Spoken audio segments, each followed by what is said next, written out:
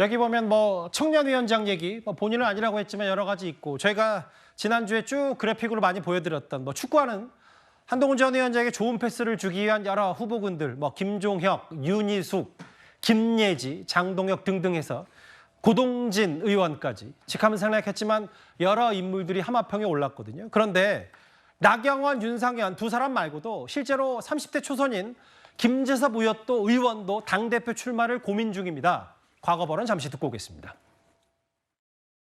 일종의 친윤계를 대표하는 후보로 자리매김할 것이다라는 보도도 맞는 건가요?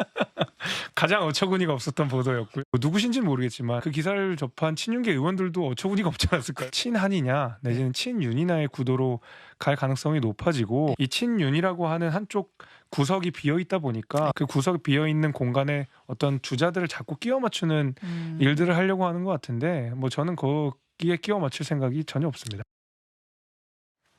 아까도 얘기했지만 이른바 나이 연대, 나경원, 이철규 연대에 대해서 나경원 의원이 고약한 프레임이다. 불쾌한 심경을 그대로 내비쳤는데 친윤계에서 김재섭 의원 미는 거 아니냐라고 했더니 어처구니 없다는 얘기. 지난번에도 본인의 정치 생명은 친윤 타파와 관련 있다 이런 얘기를 했거든요. 근데 이제 다음 화면을 만나볼 텐데요. 구장 차장. 네. 구장 차장님. 김재섭 의원에게 유리하다면 유리하다 룰 하나가 나왔는데 최고위원, 당대표 출마하는 기탁금 돈도 내렸고 45세 미만에게는 50% 기탁금 깎아주는 얘기 룰까지 나왔어요. 네.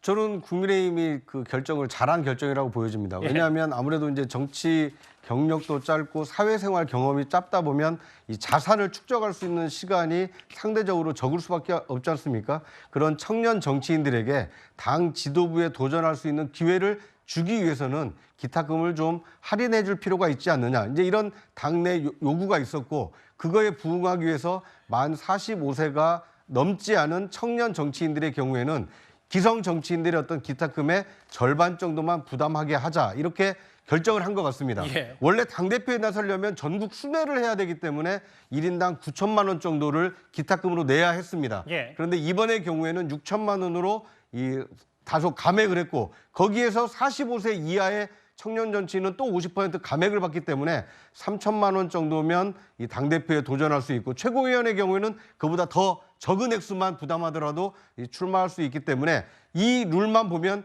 이 김재섭 의원이 초선임에도 불구하고 당대표에 출마할 만한 충분한 뭐 여유는 생기지 않을까 이런 생각이 듭니다. 그러니까 구체적 말씀은 결국은 원래 김재섭 의원이 당대표 출마를 염두에 뒀으면 원래 현행대로라면 9천만 원 내고 당대표 출마했어야 되는데 이것도 조정됐는데 심지어 87년생이잖아요. 김재섭 의원이 45세 미만이니까 과거에 비해서 반값 뭐 제가 돈 이렇게 죄송합니다만 거의 67% 깎인 돈으로도 당대표 출마할 수 있다. 뭐 이렇게 해석하면 되는 거네요. 그렇습니다. 그러니까 꼭 김재섭 그 개인이 아니더라도 청년 정치인들이 당 지도부에 더 많이 도전해서 이번 국민의힘 전당대회를 흥행시켜야 되겠다. 예. 이런 뜻이 이 당대표 기탁금 뭐 할인 그리고 이 하향 조정에 좀 담겨 있다 이렇게 볼 수 있을 것 같습니다. 일단은 지금 분위기가 뭐 김재섭 의원도 그렇고 나경원 의원도 그렇고 뚜렷한 친윤의 당대표 출마자가 없고 한동훈 전 위원장 출마도 임박했고 여러 가지 이제 막판 이철규 의원을 비롯한 친윤 뭐 신평 변호사라든지 김기현 의원, 이철규 의원의 집중 공격도 시작되는 이 가운데 오늘 한동훈 전 위원장이 SNS에 글을 하나 올렸습니다. 제가 한번 쭉 읽어볼까요? 저희가 사실 이어지는 주제에서도 준비가 돼 있지만 일단 미리 한번 만나보겠습니다. 오늘 유시민 전 이사장 관련 대법원 판결 벌금형 한동훈 전 위원장 명예훼손 확정이 됐는데 이 부분은 그렇다 치더라도 이현정 의원 이 얘기 같아요. 이재명 대표를 겨냥해서 언론을 애완견처럼 협박하는 시도 반대한다. 본인은 가짜뉴스의 피해자지만 애완견을 운운하는 비뚤어진 언론가는 가짜뉴스 못지않게 위험하다. 이렇게 직접 글을 올렸습니다. 그렇습니다. 우리 그 미국의 수정헌법 제1조는 언론의 자유를 명시하고 있죠.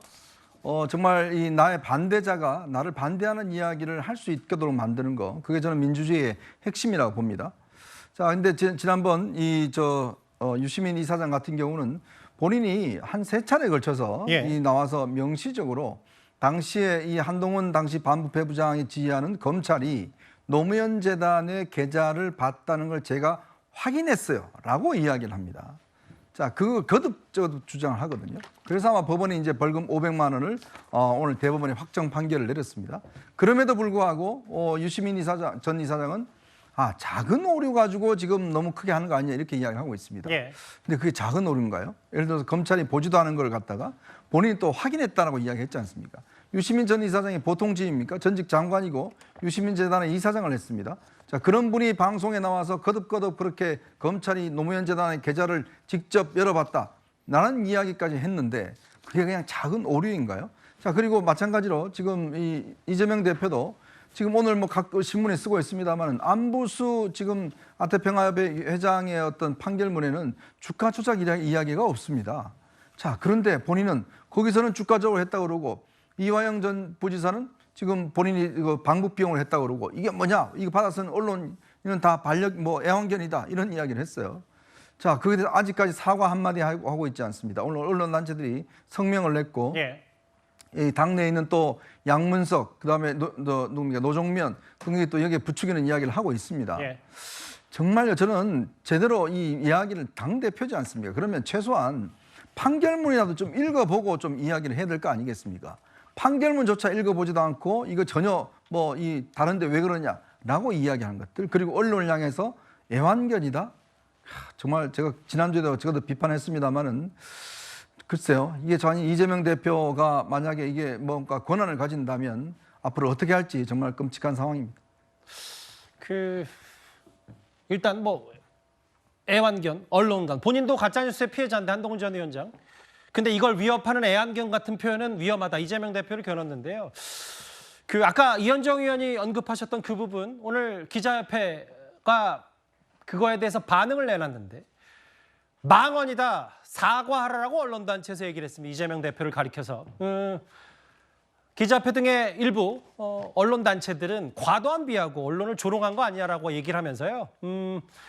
언론 자유를 누구보다 지지한다더니 이 망언에 대해서 사과하라. 저급한 언론관, 막말, 실망했다. 이런 표현. 이거는 더 추가로 논평하지 않고요. 제가 일단 읽는 걸로 대신하겠습니다. 망언 사과해라라는 표현까지 나왔기 때문에. 이건 이렇다 치더라도요. 강성필 부위원장님, 저하고 화면을 같이 볼게요. 최근에 한동훈 전 위원장이 이런 오늘 올린 글 말고도 이른바 헌법 84조 논란을 띄어 올렸잖아요. 피고인 대통령은 가능한가 아닌가? 이거에 대해서 여론조사 하나가 나왔는데 마지막으로 한번 만나보겠습니다.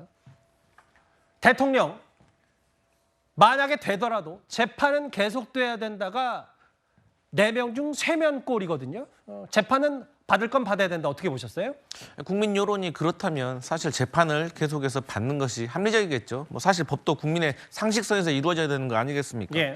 그런데 이제 대통령은 이제 소추당하지 않는다라는 취지를 생각을 해보면 당시에는 법이 좀 미비했던 것 같지만 어쨌든 근본적인 입법의 취지는 제가 생각했을 때는 대통령직을 계속해서 수행할 수 있도록 보장해 주는 데 취지가 있지 않나. 예를 들어서 미국 같은 경우도 트럼프가 34개 혐의에 대해서 유죄 받았습니다. 예. 하지만 이분이 대통령 선거에 나갈 수가 있고 또 당선이 되면 감옥에서도 대통령직을 수행할 수가 있다고 합니다. 예. 그 이유가 뭐냐? 국민이 이 사람이 유죄인 걸 알면서도 뽑았기 때문에 국민의 선택을 최우선의 가치로 둔다는 취지인 거거든요. 그렇기 때문에 이러한 일이 일어나기 전에 재판이 빨리 끝나야겠지만 이러한 면도 있다는 것을 알아야 된다 이렇게 말씀드리겠습니다. 이번 조사를 문항을 좀 바꿔서 질문을 했으면 어땠을까요? 어떻게요? 재판받는 피고인이 대통령 후보로 등록하는 것이 옳습니까? 그렇지 않습니까? 그러니까 재판이 끝날 때까지는 대통령 출마 자격을 제한해야 됩니까? 아니면 출마해도 됩니까? 예. 이렇게 물어본다면 우리 국민들께서 어떻게 답할지 굉장히 궁금합니다. 그러니까 당선 이후가 중요한 게 아니라 출마 전이 중요하다는 말씀이시네요. 그렇습니다. 왜냐하면 그 재판이라는 것은 수사 당국에서 수사를 통해서 이것은 유무죄를 다툴 필요가 있다라고 해서 기소가 된 사건 아닙니까? 예. 이 기소에 대한 유무죄 판단이 나올 때까지는 재판받는 피고인의 경우에는 대한민국 전체의 국정을 책임지는 대통령이 대통령 후보로 출마하는 것을 제한할 필요가 있는 거 아니냐. 이런 해석과 이런 얘기도 가능하기 때문에 아마 헌법 84조에 대한 논의는 차기 대선까지 굉장히 뜨거운 감자가 되지 않을까 하는 생각이 듭니다. 다음 달 23일입니다. 7월 23일로 잡힌 국민의힘의 당대표를 뽑는 전당대회를 앞두고 막판 집중 견제를 받고 있는 한동훈 전 위원장 관련 중심으로 첫 번째 이슈 준비했습니다.